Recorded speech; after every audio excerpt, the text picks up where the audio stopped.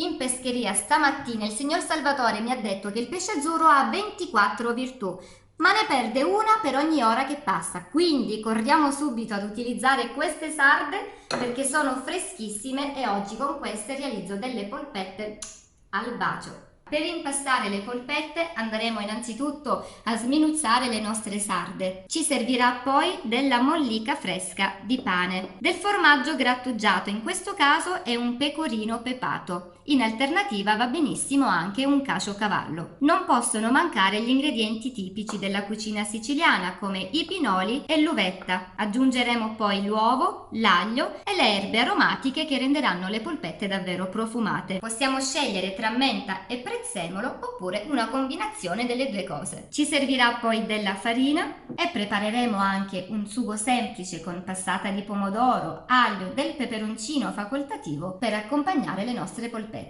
Iniziamo subito col mettere in acqua tiepida l'uvetta perché ci servirà ammollata. Per realizzare le polpette occorre sminuzzare le sarde. Qualcuno preferisce utilizzare il frullatore ottenendo una vera e propria poltiglia. Sinceramente preferisco sminuzzarle al coltello. Anche se le sarde hanno avuto il tempo di scolare, per accertarmi che siano ben asciutte le tampono con della carta assorbente.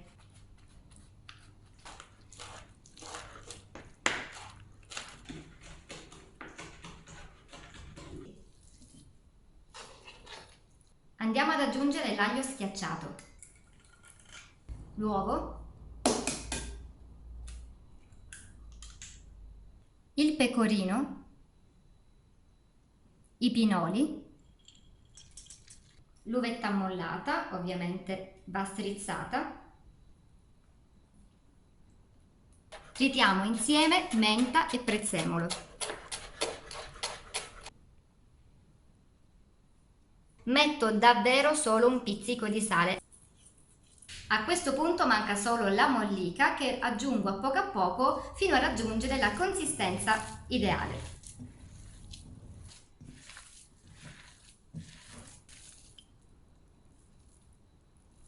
Il nostro impasto deve risultare morbido ma non appiccicoso, quindi ci siamo già. Realizziamo un sugo davvero molto semplice, quindi un po' di olio, lasciamo indorare l'aglio, io metto anche un po' di piccante con questo bel peperoncino rosso e poi aggiungiamo la passata di pomodoro.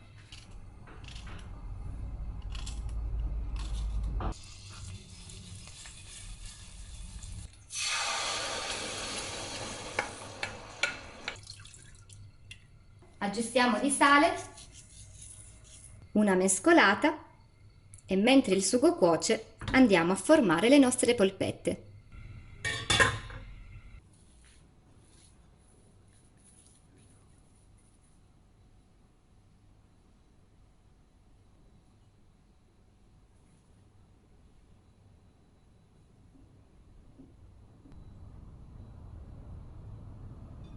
E questa è l'ultima polpettina.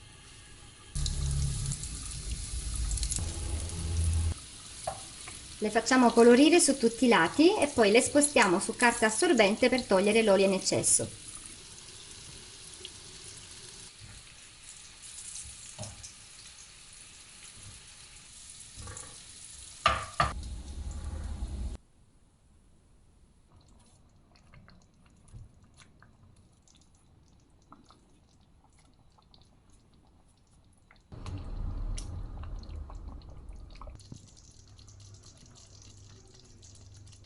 Le nostre polpette di sarde sono pronte, non ci resta che impiattarle.